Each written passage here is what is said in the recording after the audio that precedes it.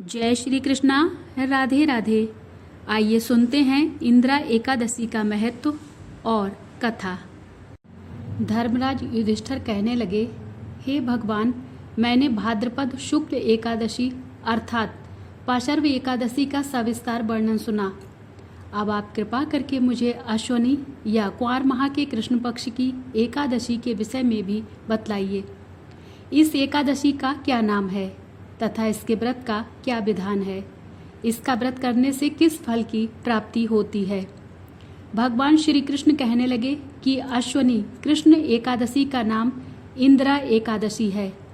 यह एकादशी पापों को नष्ट करने वाली तथा पितरों को अधोगति से मुक्ति देने वाली होती है। हे राजन, ध्यानपूर्वक इसकी कथा सुनो। इसके सुनने मात्र से ही वायपेय यज्ञ का फल मिलता है। इंदिरा एकादशी व्रत की कथा इस प्रकार से है। प्राचीन काल में सतयुग के समय में महिष्मति नाम की एक नगरी में इंद्रसेन नाम का एक प्रतापी राजा धर्म पूर्वक अपनी प्रजा का पालन करते हुए शासन करते थे। वह राजा पुत्र, पौत्र और धन आदि से संपन्न और भगवान विष्णु के परम भक्त थे। एक दिन जब राजा सुखपूर्वक अपनी सभा में बैठे थे तो आकाश मार्ग से महर्षि नारद उतरकर उनकी सभा में आए। राजा उन्हें देखते ही हाथ जोड़कर खड़े हो गए और विधि पूर्वक आसन व अर्घ्य दिया। सुख से बैठकर मुनि ने राजा से पूछा कि हे राजन, आपके सातों अंग कुशलता पूर्वक तो हैं। तुम्हारी बुद्धि धर्म में और तुम्हारा मन विष्णु भक्ति में तो रहता है।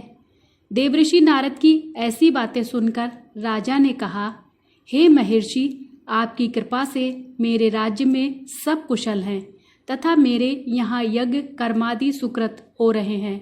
आप कृपा करके अपने आगमन का कारण बताइए। तब ऋषि कहने लगे कि हे राजन, आप आश्चर्य देने वाले मेरे वचनों को सुनो। मैं एक समय ब्रह्मलोक से यमलोक को गया। वहाँ श्रद्धापूर्वक यमराज से पूजित होकर मैंने धर्मशील और सत्यवान धर्मराज की प्रशंसा की। उसी यमराज की सभा में महान ज्ञानी और धर्मात्मा तुम्हारे पिता को एकादशी का व्रत भंग होने के कारण देखा। उन्होंने संदेशा दिया, सो मैं तुम्हें कहता हूँ। उन्होंने कहा कि पूर्व जन्म में कोई विघ्न हो जाने के कारण मैं यमराज के निकट रह रहा हूँ। सो हे पुत्र, यदि तुम अश्वनी कृष्णा इंदिरा एकादशी का व्रत मेरे निमित्त करो तो मुझे स्वर्ग की प्राप्ति हो सकती है। इतना सुनकर राजा कहने लगा कि हे महर्षि, आप इस व्रत की विधि मुझसे कहिए। नारद जी कहने लगे, अश्वनी माह की कृष्ण पक्ष की दशमी के दिन प्रातःकाल श्रद्धापूर्वक स्नान आदि से निवृत्त होकर पुनः दोपहर को नदी आदि में जाकर स्नान करें। फिर श्रद्धापूर्वक पितरों का श्राद्ध करें और एक बार भोजन करें। प्रातःकाल होने पर एकादशी के दिन दातून आदि करके स्नान करें।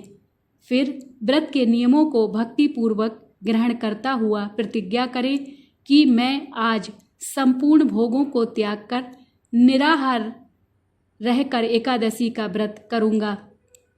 हे अच्युत, हे पुंडरीकाक्ष, मैं आपकी शरण हूँ, आप मेरी रक्षा कीजिए। इस प्रकार नियम पूर्वक शालिग्राम की मूर्ति के आगे विधि पूर्वक श्रद्धा करके योग्य ब्राह्मणों को फलाहार का भोजन कराएं और दक्षिणा दें।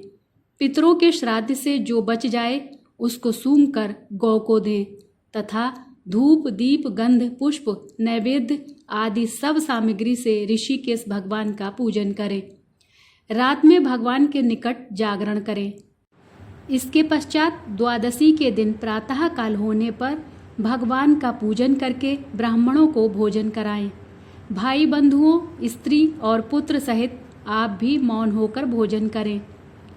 नारद जी कहने लगे कि हे राजन, इस विधि से यदि तुम आलस्य रहित होकर इस एकादशी का व्रत करोगे तो तुम्हारे पिता अवश्य ही स्वर्गलोक को जाएंगे। इतना कहकर नारद जी अंतर्ध्यान हो गए। नारद जी के कथानुसार राजा द्वारा अपने बांधवों तथा दासों सहित व्रत करने से आकाश से पुष्प वर्षा हुई और उस राजा का पिता गरुड़ पर चढ़कर विष्णु लोक को गया। राजा इंद्रसेन भी एकादशी के व्रत के प्रभाव से निष्कंटक राज्य करके अंत में अपने पुत्र को सिंहासन पर बैठाकर स्वर्गलोक को गए। हे युधिष्ठिर, यह इंदिरा एकादशी के व्रत का महात्म्य मैंने तुमसे कहा। इसके पढ़ने और सुनने से मनुष्य सब पापों से छूट जाते हैं और सब प्रकार के भोगों को भोग कर वैकुंठ को प्राप्त होते हैं। जय श्री कृष्णा। राधे राधे।